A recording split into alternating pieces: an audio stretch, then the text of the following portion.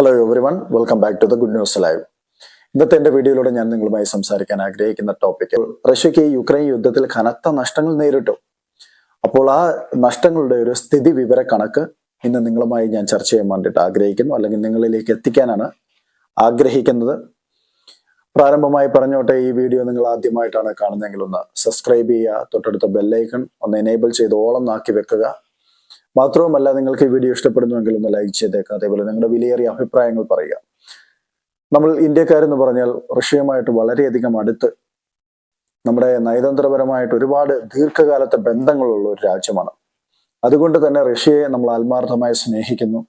ആ റഷ്യൻ സൈന്യത്തിന് വിജയം ഉണ്ടാകണമെന്നുള്ളതാണ് ഓരോ ഭാരതീയനും മനസ്സുകൊണ്ട് ആഗ്രഹിക്കുന്നത്. 2022 ഫെബ്രുവരി 24 റഷ്യ യുക്രൈനെ ആക്രമിച്ച് തുടങ്ങിയ ആ ദിവസം തൊട്ട് ഇന്ന് വരെയുള്ള സ്ഥിതി വിവര കണക്കെന്ന് എടുത്ത് പരിശോധിക്കുകയാണെങ്കിൽ, ആ റിപ്പോർട്ടുകളെ ഒന്ന് നമ്മൾ പരിശോധിക്കുകയാണെങ്കിൽ, അതിഭീമമായ നഷ്ടം, വലിയ നഷ്ടം, ഇതൊരു രാജ്യത്തിനും സഹിച്ചുകൂടാൻ കഴിയാത്ത അത്രയ്ക്കും വലിയ നഷ്ടമാണ് റഷ്യക്ക് ഉണ്ടായിരിക്കുന്നത് എന്നുള്ളത് നമുക്ക് മനസ്സിലാക്കുമ്പോൾ ആ രാജ്യം നേരിടുന്ന പ്രതിസന്ധി, സൈനികപരമായി നേരിടുന്ന പ്രതിസന്ധിയുടെ വ്യാപ്തി എത്രത്തോളം വലുതാണ് എന്നുള്ളത് നമുക്ക് മനസ്സിലാക്കാൻ വേണ്ടി സാധിക്കും.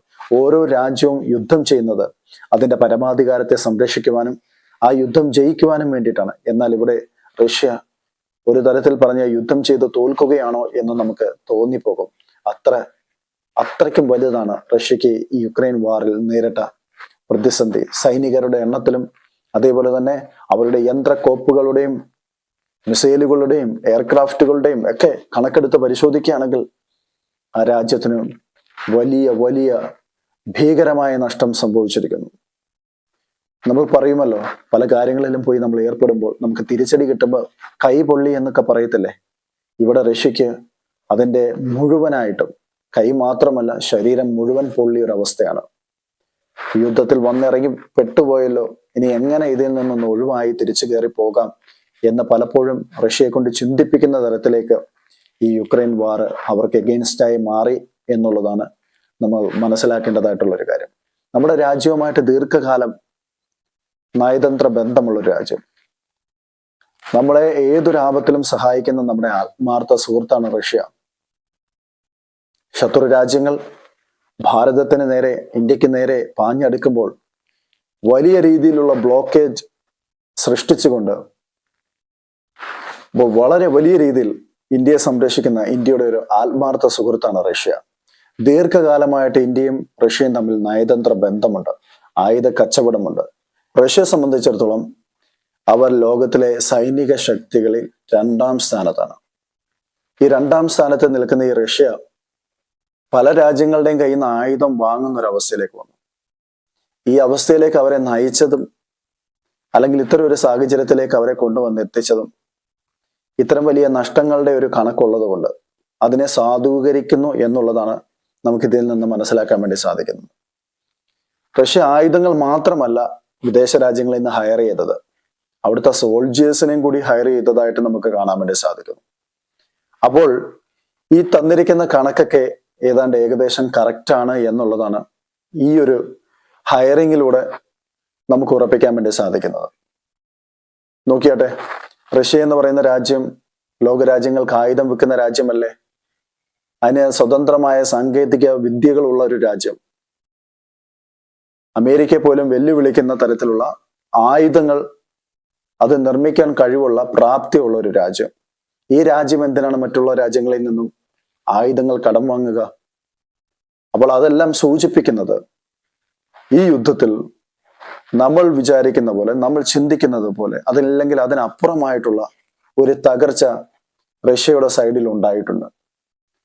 ഈ തകർച്ച പലപ്പോഴും പുറം ലോകത്ത് പ്രോപ്പറായിട്ട് എത്താറില്ല. കാരണം അത് എത്തിക്കഴിഞ്ഞാൽ റഷ്യ എന്ന് പറയുന്ന രാജ്യത്തിന്റെ അതിന്റെ ആയുധ വിൽപ്പനയും അതിന്റെ സാമ്പത്തിക പുരോഗതിക്കും ഒരു തിരിച്ചടി ആയിരിക്കും എന്നുള്ളത് കൊണ്ട് തന്നെ റഷ്യ പലപ്പോഴും ഈ കണക്ക് പുറത്തുവിടുന്നില്ല.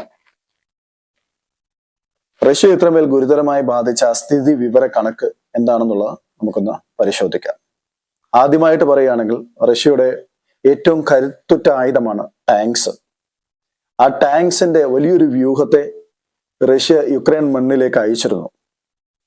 യുക്രൈൻ മണ്ണ് എന്ന് പറയുന്ന റഷ്യൻ ടാങ്കുകളുടെ ശവപ്പറമ്പായി മാറി എന്നുള്ളതാണ്. അതിന് കണക്ക് പ്രകാരമാണ് ലഭിക്കുന്നത്. 10,923 ടാങ്ക്സ് റഷ്യക്ക് യുക്രൈന്റെ മണ്ണിൽ നഷ്ടമായി. യുക്രൈൻ ആംഡ് ഫോഴ്സ് ഇപ്പൊ പറയുന്നത് $1 ബില്യൺ ഈ സ്ക്രാപ്പാണ് റഷ്യൻ ടാങ്ക്സിന്റെ മറ്റ് ആയുധങ്ങളുടെ ഒക്കെ ആയിട്ട് യുക്രൈന്റെ സോയിലുള്ളത്. കൃത്യമായിട്ട് പറയുമെങ്കിൽ ആംഡ് ഫൈറ്റിംഗ് വെഹിക്കിൾസ് അത് ഏകദേശം 22,777 ആംഡ് ഫൈറ്റിംഗ് വെഹിക്കിൾസ് അവർക്ക് നഷ്ടമായി. ആർട്ടിലറി സിസ്റ്റം 29,030 ആർട്ടിലറി സിസ്റ്റം റഷ്യക്ക് യുദ്ധത്തിൽ നഷ്ടപ്പെട്ടു. MLRS 1,413 MLRS അവർക്ക് നഷ്ടപ്പെട്ടിരിക്കുന്നു. ആന്റി എയർക്രാഫ്റ്റ് വാർഫെയർ 1,183 എണ്ണം റഷ്യക്ക് കൈമോശം വന്നിരിക്കുന്നു. പ്ലെയിൻസ്, വിവിധ തരത്തിലുള്ള പ്ലെയിൻസ് അത് ഏകദേശം 418 എയർക്രാഫ്റ്റുകൾ, ട്രാൻസ്പോർട്ടിംഗ് എയർക്രാഫ്റ്റുകൾ, എയർലി വാർണിംഗ് സിസ്റ്റം ഉള്ള എയർക്രാഫ്റ്റുകൾ, ഇങ്ങനെയുള്ള പല തരത്തിലുള്ള ഈ വാർ പ്ലെയിൻസ് റഷ്യക്ക് ഏതാണ്ട് 418 എണ്ണം നഷ്ടപ്പെട്ടു. അപ്പോൾ തന്നെ ഹെലികോപ്റ്റേഴ്സ് 337 എണ്ണം. ഈ കണക്കുകളൊന്നും ശരിക്കും നമ്മുടെ ഒരു മാധ്യമങ്ങളിലും ഒരു ചാനലുകളിലും വന്നതായിട്ട് നിങ്ങൾക്ക് ഓർമ്മയുണ്ടോ? ഇല്ല. ഇതൊന്നും എവിടെയും കൃത്യമായിട്ടുള്ള ഒരു സ്ഥിതി വിവര കണക്ക് ഇതുവരെയും ആരും പുറത്തുവിട്ടിട്ടില്ല. UAV ഡ്രോൺസ് അത് 40,296 എണ്ണമാണ് റഷ്യക്ക് നഷ്ടപ്പെട്ടത്. ഞാൻ കഴിഞ്ഞ വീഡിയോയിൽ പറഞ്ഞിരുന്നു, റഷ്യക്ക് ഈ യുദ്ധം തുടങ്ങുമ്പോൾ അവർ ഈ ഡ്രോൺ ഉപയോഗിച്ചുകൊണ്ടുള്ള സൈനിക നടപടി എന്ന് പറയുന്നത് റഷ്യയുടെ ഒരു സ്ട്രാറ്റജിയിൽ ഇല്ലാത്തൊരു കാര്യമായിരുന്നു. പലപ്പോഴും റഷ്യ ഈ ഡ്രോൺസിന്റെ ഉൽപാദനത്തിൽ വളരെ പിൻപിലുള്ള രാജ്യമാണ്. ആയുധങ്ങൾ ഒരുപാട് ഉണ്ടാക്കുന്ന രാജ്യമാണ്. അതിന്റെ സാങ്കേതിക വിദ്യയൊക്കെ ഉണ്ടെങ്കിലും റഷ്യക്ക് ഇതുവരെയും അറിയാത്തൊരു കാര്യമുണ്ട്. ഈ യുദ്ധത്തില് ഡ്രോണിന്റെ ഇമ്പോർട്ടൻസ്. അത് യുദ്ധത്തിൽ റഷ്യക്കെന്ന് മാത്രമല്ല മറ്റു പല രാജ്യങ്ങളും അതിന്റെ സാധ്യത മനസ്സിലാക്കുന്നത് ഈ ഒരു യുദ്ധത്തോടു കൂടിയാണ്. പിന്നീടാണ് ഇങ്ങോട്ട് ഇറാന്റെ കയ്യിൽ നിന്നും അതേപോലെ തന്നെ മറ്റു പല രാജ്യങ്ങളുടെ ഭാഗത്തു നിന്നും റഷ്യ ഡ്രോണുകൾ വാങ്ങാൻ വേണ്ടി തുടങ്ങിയത്. കാരണം ഡ്രോണിന്റെ സാങ്കേതിക വിദ്യയിൽ റഷ്യ വളരെ പിമ്പിലായിരുന്നു. അങ്ങനെ വാങ്ങിയ ഒരു 40,296 ഡ്രോൺസ് ആണ് യുക്രൈൻ ഷോട്ട് ഡൗൺ ചെയ്തിട്ട്. അടുത്ത ക്രൂയിസ് മിസൈൽ 3,345. അത്യാധുനിക മിസൈൽ സംവിധാനത്തിൽ പെടുന്നതാണല്ലോ ക്രൂയിസ് മിസൈൽ. ഈ ക്രൂയിസ് മിസൈലിന്റെ പ്രത്യേകത എന്ന് പറഞ്ഞാൽ അതിന് ലക്ഷ്യം ഒന്ന് ഫിക്സ് ചെയ്ത് കഴിഞ്ഞാൽ ആ ലക്ഷ്യം പിന്നെ ചേഞ്ച് ആയാലും അതിന്റെ ഡെസ്റ്റിനേഷൻ ചേഞ്ച് ആയാലും അതിനനുസരിച്ച് മാറ്റങ്ങൾ വരുത്താൻ ശേഷിയുള്ള മിസൈലുകളാണ് ഈ ക്രൂയിസ് മിസൈലുകൾ. ആ ക്രൂയിസ് മിസൈൽ തന്നെ 3,345 എണ്ണം യുക്രൈൻ ഡിസ്ട്രോയ് ചെയ്ത് എന്ന് പറയുമ്പോൾ ഈ ഒരു യുദ്ധത്തിൽ യുക്രൈനിന് അപ്പർ ഹാൻഡ് എത്രത്തോളം ഉണ്ട് എന്നുള്ളത് നമ്മളൊന്ന് മനസ്സിലാക്കണം. അതേപോലെ തന്നെ ഷിപ്സ് ആൻഡ് ബോട്ട്സ്, ഷിപ്പുകളും ബോട്ടുകളും ഒക്കെ റഷ്യക്ക് ഒരുപാട് നഷ്ടപ്പെട്ടിട്ടുണ്ട്. കഴിഞ്ഞ വീഡിയോയിൽ ഞാൻ സൂചിപ്പിച്ചിരുന്നു, റഷ്യയുടെ കരിങ്കടലിലെ ഫ്ലാഗ്ഷിപ്പായിട്ടുള്ള മോസ്കോവ് അത് തകർത്തു കളഞ്ഞു. അത് തകർക്കുവാൻ യുക്രൈൻ ഒരു കാരണമുണ്ടായിരുന്നു. ഈ യുദ്ധം തുടങ്ങുമ്പോൾ ആന്റനോവ് 225 എന്ന് പറയുന്ന ലോകത്തിലെ ഏറ്റവും വലിയ ട്രാൻസ്പോർട്ട് എയർക്രാഫ്റ്റ് റഷ്യ തകർത്തിരുന്നു. അന്ന് അത് യുക്രൈനെ സംബന്ധിച്ചിടത്തോളം ലോകത്തിന് മുഴുവനും വലിയൊരു വേദനയായിരുന്നു. ഓരോ ഫ്ലൈറ്റിനെ സ്നേഹിക്കുന്ന, എയർക്രാഫ്റ്റിനെ സ്നേഹിക്കുന്ന ലോകമെമ്പാടുമുള്ള മനുഷ്യർക്ക് ഒരു കണ്ണീർ കാഴ്ചയായിരുന്നു ആന്റനോവ്. ആ ആന്റനോവിന് പ്രതികാരം ചെയ്യണം എന്നുള്ളത് യുക്രൈന്റെ വലിയൊരു ദൃഢനിശ്ചയമായിരുന്നു. ആ ദൃഢനിശ്ചയത്തിന്റെ പരിണിത ഫലമാണ് ഈ റഷ്യയുടെ ഫ്ലാഗ്ഷിപ്പ് ആയിട്ടുള്ള മോസ്കോവ് കരിങ്കടലിൽ യുക്രൈൻ മുക്കിയത്.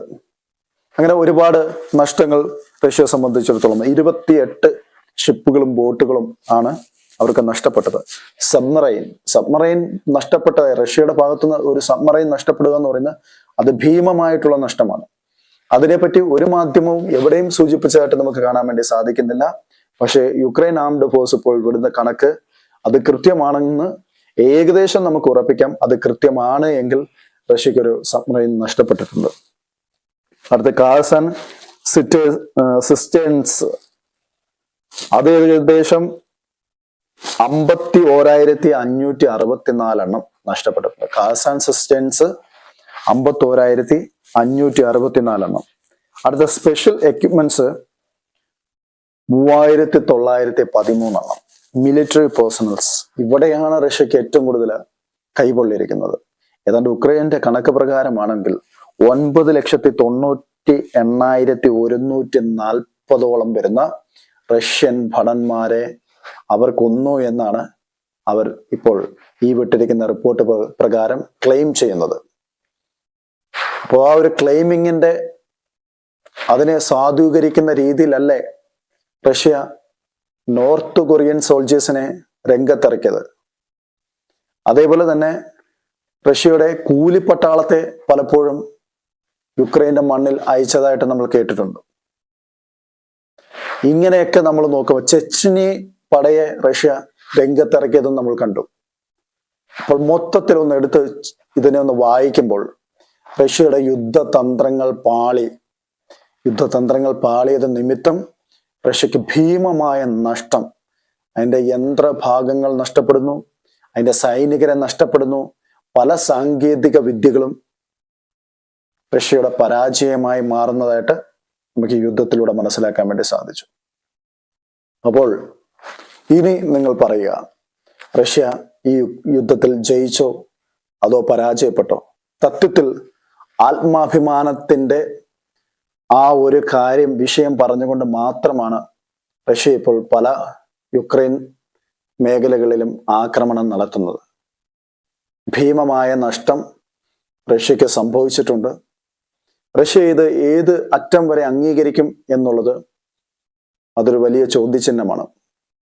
റഷ്യ അത് അംഗീകരിച്ചാൽ പുടിൻ എന്ന് പറയുന്ന നേതാവ് പിന്നെ റഷ്യയുടെ ചരിത്രത്തിൽ ഇനി അങ്ങോട്ടുണ്ടാകില്ല എന്നുള്ളതാണ് വാസ്തവം.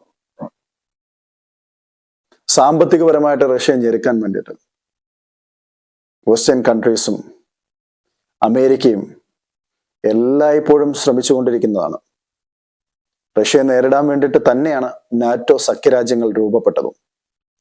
അപ്പോൾ റഷ്യ എന്ന് പറയുന്ന രാജ്യത്തെ ഏതു വിധേന നശിപ്പിക്കുക എന്നുള്ളത് കൊണ്ട് തന്നെ യുക്രൈന് അത്യാധുനികമായ യുദ്ധ സാങ്കേതിക വിദ്യ, സാറ്റലൈറ്റ് സംവിധാനങ്ങൾ, ഇന്റലിജൻസ് വിവരങ്ങൾ, അതേപോലെ തന്നെ റഷ്യയുടേതായിട്ടുള്ള ഒരു ചെറിയ നീക്കം വരെ സസൂക്ഷ്മം നിരീക്ഷിച്ച് അത് യുക്രൈന് ചോർത്തി കൊടുക്കുക എന്നുള്ളത് ഈ രാജ്യങ്ങൾ റഷ്യയോട് ചെയ്ത ഏറ്റവും വലിയ വെല്ലുവിളിയാണ്.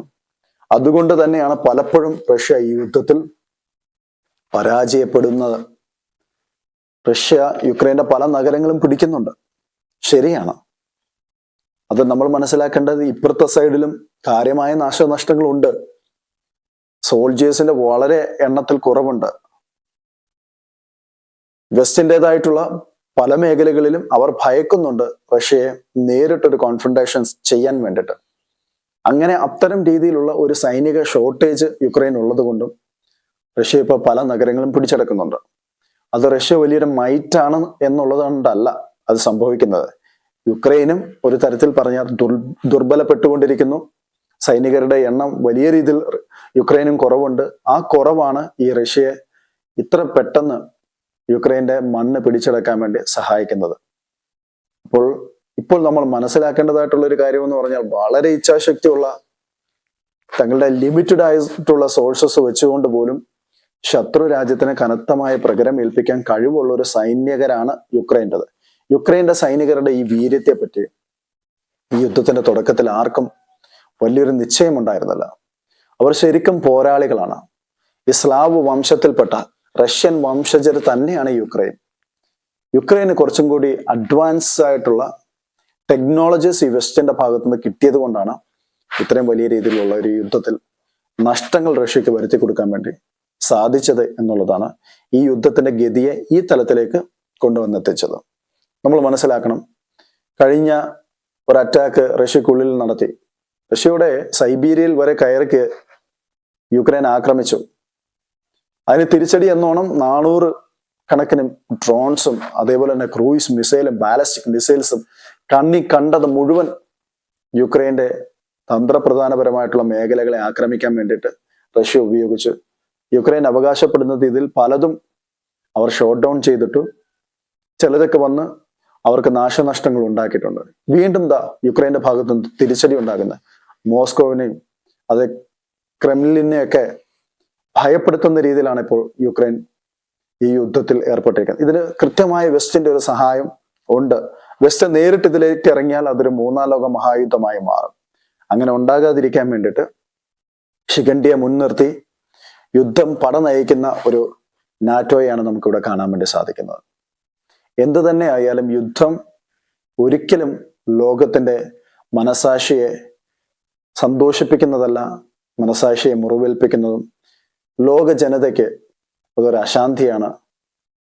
നമ്മളുടെ സാമ്പത്തികപരമായിട്ടും ലോകത്തിന്റെ പുരോഗതിക്കും അത് കനത്ത വെല്ലുവിളിയാണ്. അതുകൊണ്ട് ഒരു യുദ്ധവും ആർക്കും ഗുണകരമല്ല എന്ന് ഓർമ്മിപ്പിച്ചുകൊണ്ട് എൻ്റെ ഈ ചെറിയ വീഡിയോ ഞാൻ ഇവിടെ നിർത്തുന്നു. നിങ്ങൾക്ക് ഇഷ്ടപ്പെട്ടുവെങ്കിൽ നിങ്ങളുടെ വിലയേറിയ അഭിപ്രായം അറിയിക്കുക. ഇപ്പോൾ മറ്റൊരു വീഡിയോയുമായി കാണും വരെ ബൈ.